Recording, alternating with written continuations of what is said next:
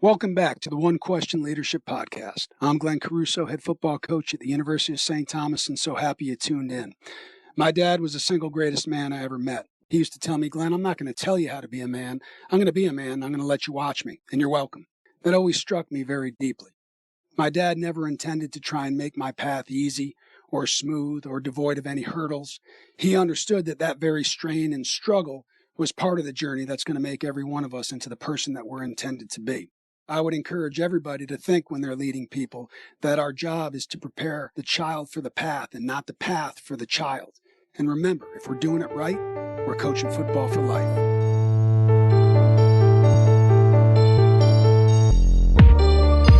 Greetings, this is Ty Brown, and welcome to the One Question Leadership Podcast, where we highlight executive and organizational leadership. Be sure to follow us on Twitter at 1Q Leadership. Our guest today is Coach Candice Walls. Coach Walls is the Assistant Director of Athletics for Athletic Performance at University of Louisiana. Greetings, Candice. Thanks for joining us. No, I appreciate you for having me. Now, you've been in the profession for almost 15 years, done a number of internships. You were actually the strength and conditioning coach at Berea, right? When you were a student athlete. That's an interesting background, right?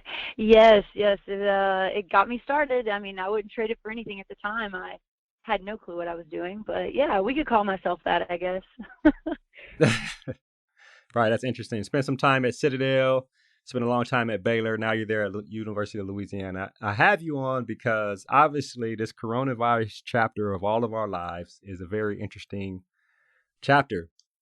And I wondered what strength and conditioning athletic performance coaches are saying, are thinking, are discussing in terms of their athletes. I know you guys there at University of Louisiana are doing some unique things, but I have a couple questions regarding this whole thing. And I think the first question I'll ask is, what were some of the conversations you had amongst your staff over the last week with regard to the roles that you play, right? You guys spend a whole lot of time with athletes normally. Yeah, so that's such a big, broad thing because, I mean, at the end of the day, we're way more than just coaches, right? Like a lot of, especially our staff, like someone's a husband, somebody's got kids, like you've got girlfriends, boyfriends. So it's crazy because you're still a person, right? So this virus is going on. You have no idea how to react because just like the rest of the world, this is so new. So you have all that stress of kind of the outside world, and then you've got to kind of walk in, put your whistle on, and you're a coach again. And, you know, for the longest, we didn't even know, I guess, how to address it because we didn't even really know what it was. Like, I'm not going to lie. We were like, oh, this will pass. And then it got more serious. And, you know, in our staff meetings, we're like, wow, guys, like, we may have limited time because we started looking over in other countries and kind of seeing how they're shutting everything down. And we're just like, is this going to happen? Like, oh, my gosh, like, you know, sports is a multi-million-dollar business. Like, what is this going to do? And then we have all these student athletes. Like, what is this going to mean for their season? So I think our conversation started out with, oh, wow, did you see what happened, you know, overseas? And then it turned into, oh, my gosh, it's here. And then it turned into, what do we do for our student athletes? And I think in that moment, our staff's a little unique. We always kind of think outside the box. I'm very fortunate to kind of be surrounded by some really creative individuals and people that, I guess, care more about the person our student athlete is instead of the student athlete. So the first question we really ask ourselves is, what's the population we're dealing with? These are kids. Are they going to stay here? Are they going to go home? Okay, when they get home, what resources do they have? I mean, we're in South Louisiana. Louisiana is a very impoverished, you know, stricken state. A lot of our kids come from Louisiana. And we're like, okay, if they do go home, are they going to be able to eat? Will they get 3 meals in? Our next question was like, okay, are they going to have a support system? Like, I know I'm freaking out, and I'm in my 30s. I couldn't imagine what a 19-year-old is going through in their head, especially if they go down the wormhole of news and social media. So it's like, okay, when they get home, will they have a support system? And then our next thing was, what resources will these athletes have? And will they be okay with letting their guard down and telling us, like, Candice, man, I'm only going to have access to 1 meal. Or, hey, I don't have the money to go buy some bands. And then the other thing was like, okay, NCAA, what's our restrictions?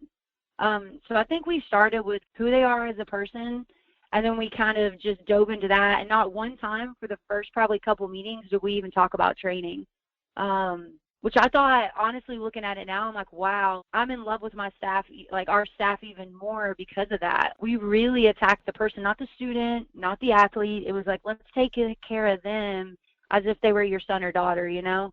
And then obviously we had to do our job, you know, and the typical X's and O's, like, okay, what are we going to do from a training standpoint? And then that catapulted into kind of what you guys are seeing on social media right now.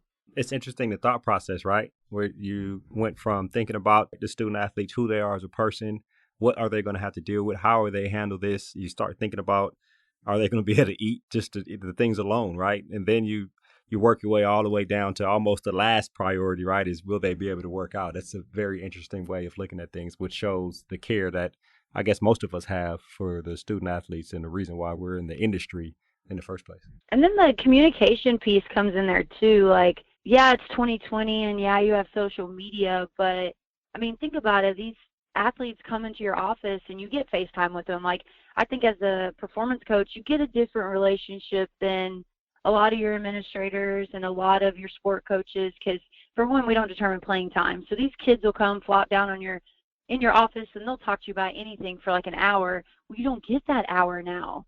Like, so you consciously have to pick up your phone and call them or text them. And, you know, goodness gracious, if they don't respond, like, it's our job to, like, okay, now that's another conversation we had, is like, you have to be intentful and you have to be purposeful. Because if not, like, you don't know what support they have at home. You could be their only contact outside of a couple, like, snaps and their surface level conversations they have with people, really. Think about it. Everything's recorded right now. And we're in the day and age of liability. If you notice on our Instagram, you swipe over, we have a disclaimer, because everything you're putting out there, I think, in substance-wise, you got to be accountable for it, because it's not just them doing it. It could be anybody. So I think on that aspect, like, we had to be very mindful of what we're putting out, because it's out there permanently. And it's not like we can adjust. Like, you're on the floor, you can see it with the athlete, like, you know, your coach's eye, like, wow, that athlete doesn't need to do that today. Let me switch it up. Well, guess what? You're not there now. So I think the communication in our field right now has to be the highest and most efficient. And at the same time, think about it, all these athletes learn in different ways. So some of them you can talk to, some of them you got to show them, some of them has to go hands-on. So I think even in coaches' approaches of, like, just, you can't just send a packet. Like, you got to be, I don't know, so intentful about your communication right now. And I think it's going to make us better coaches. I think we're going to learn from this. If anything, it's going to teach us technology, I'll tell you that much. It's very important. I wonder about, so far, what you've seen in terms of adjusting for specific athletes and their learning style and their training styles. How have you dealt with that, I guess, in the last, probably, since things have changed so much in 5 to 7 days? How have you dealt with that so far? Or do you have plans to deal with that, I guess? I think that's why we've kind of approached our social media like we have. Because, you know, we're very new here in our athletic performance. We have our nutrition staff too. And obviously, like, right now, that's a huge piece. They're talking about this virus affecting immune systems. Well, what can help immune system, you know, more than exercise and food? So our nutrition staff, we wanted to make sure we utilize them to the fullest, because just because you're home doesn't mean, like, okay, well, we go on vacation. So what we did is we're like, okay, we have all this content, this information, and what we don't want to do is pollute it and dirty it down. But we also got to recognize we're a different part of the, like, country than most, and we just are. And it's taken me a couple of years to realize that, but food here is different. Like, things just move slower here, and that's okay. Like, I've recognized where we're at, and I think that's what we've got to do when we're addressing our student athletes. And on top of that, we still got to keep our current staff engaged and growing. So we were like, let's pick a day, and then we'll do whatever you guys want on that day. Let your personality come out. But at the same time, because we have different learners, let's film it so they can hear us. Let's film it and show demos so they can see it. And then let's make sure whatever they're doing, they can do with any piece of equipment at home. Before we get deeper, explain to us what exactly you are doing with Instagram and social media. Let's talk about that, and then we can get deeper into it and some of the stuff you're doing. So on our Instagram, what we're going to do is we have Raging Cajun Refuel. That's our nutrition kind of area. And then we have our performance, like, Instagram page. And we have days set up. So it starts on Sunday. We'll slow it down Sunday. And on my day, it's kind of going to be used to reset their mind and their body. So it'll be anything from meditation. It's going to be anything from, like, foam rolling and stretching. We're going to do things like hey, like a good thing for your mind is coloring. So we may do that one week. And I'm going to show them different ways to kind of turn off and get their minds going so they can attack the rest of the week, because guess what? These kids still have to stay eligible, right? So that's what Sundays are used for. Monday through Saturday is going to be a little bit more training based. So on Mondays, it's Meathead Monday. We've got one of our guys kind of hitting that up. Tuesday is called Turned Up Tuesday. One of our football guys, he's got the biggest personality in the world. He's taking that day. And then Wisdom Wednesday is when we're going to do little, like, if we see something out that the nation's putting out for health tips, or like if our school's putting something out, we're going to go Wisdom Wednesday. And that'll be more of just an educational platform. Thursday is Tempo Thursday, and then we have Fast Friday, and then we have Steady State Saturday. So we just let all of our coaches pick the names for their days, let them pick what they wanted to do on those days, and we're going to post it every day so our student athletes can kind of log on, follow through. And then nutrition did the same thing. They have Monday moments. They have Taste It Tuesday. We're literally going to do a cooking show. I think we're going to make gumbo. So like I said, we looked out into our community and we're like, how do we really get people involved? And our next thought was even more beyond just our student athletes. So we're encouraging our athletics department to kind of join in too, because we're all going to be stuck in the house. And that's the cool thing about Cajuns is if a crisis occurs, do they stick together and do we kind of come together? And I figured what better way than to have a social media outlet to do that on. And then the engagement, right, in terms of feedback from student athletes. Have you guys set up to where you'll know if you need to adjust something, you'll know whether or not they're engaging with it? Oh, yeah, no. So we also have GroupMe set up with our student athletes. So like I told you before, we sent a regular, typical strength conditioning packet home with them. And then what we've done is we've set it up to where Mondays, I'm going to call these 10 athletes. Tuesdays, I'm going to call these 10 athletes. And so we're kind of checking in as we go. And I think we've done such a good job of building that rapport with them that a couple of them already reached out to me yesterday to tell me how it's not called a story feed, it's called a story, and to correct me on my terminology while I'm using Instagram. Oh, yeah, they definitely reminded me of my age in that moment. But, yeah, so, we've got that set up, and then on top of that, we had a couple of them, send us a message in DMs to kind of help us out. They're like, Candice, to create spaces, do that, or, hey, I don't have access to a towel. What could I do for this stretch instead? So it's kind of like an open forum. They can DM us.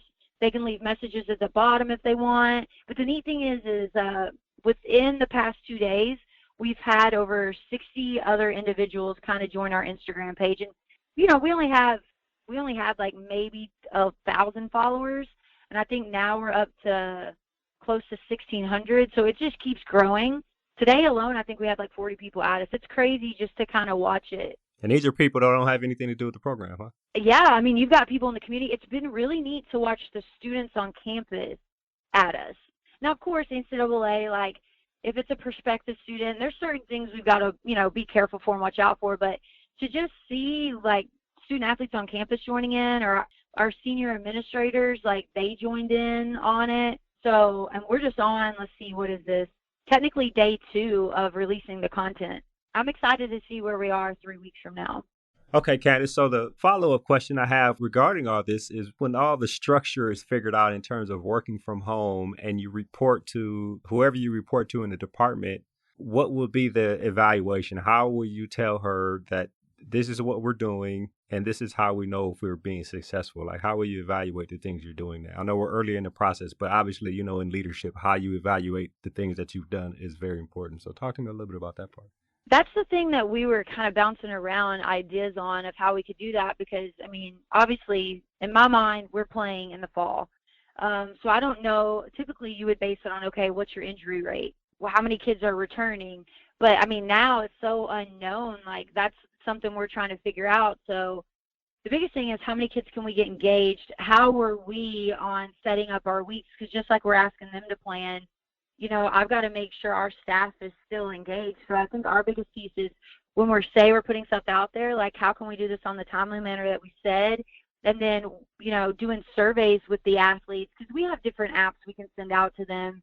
So it's hey, maybe after week 2, we send a survey out about the training. What would you guys like to see more? How was this? Was this, suitable for what you needed?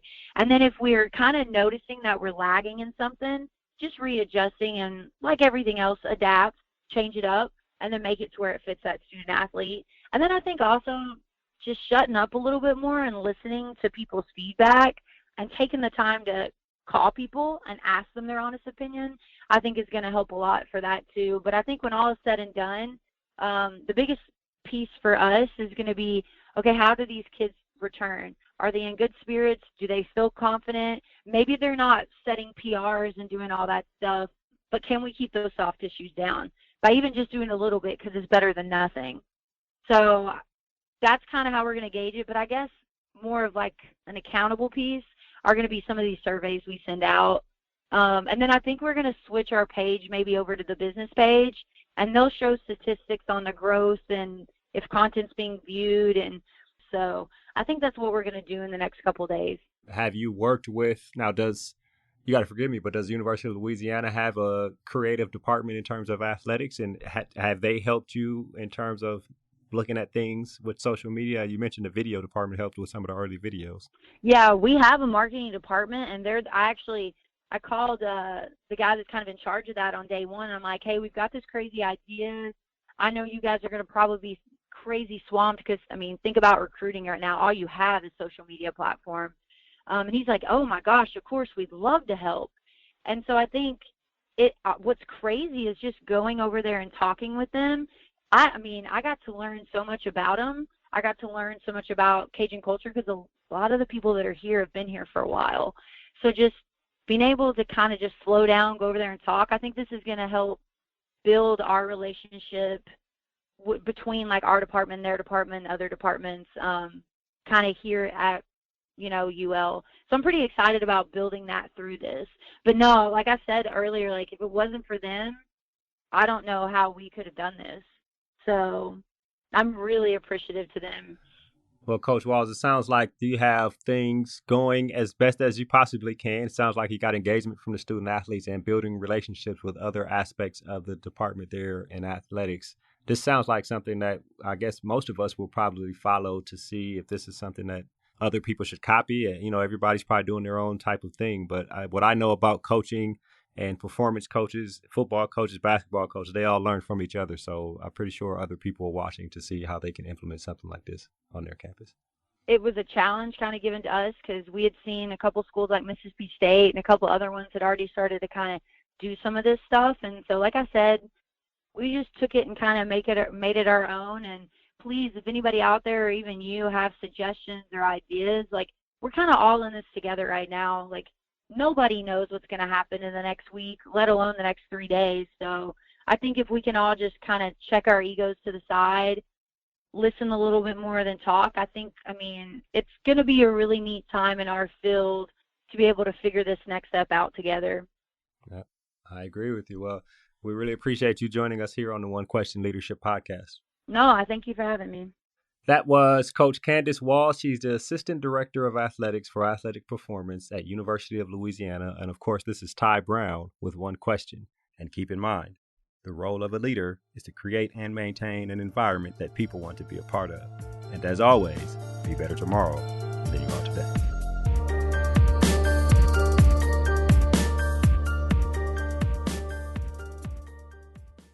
This episode of the One Question Leadership Podcast is produced by Spades Media Group, solving problems using creative leadership.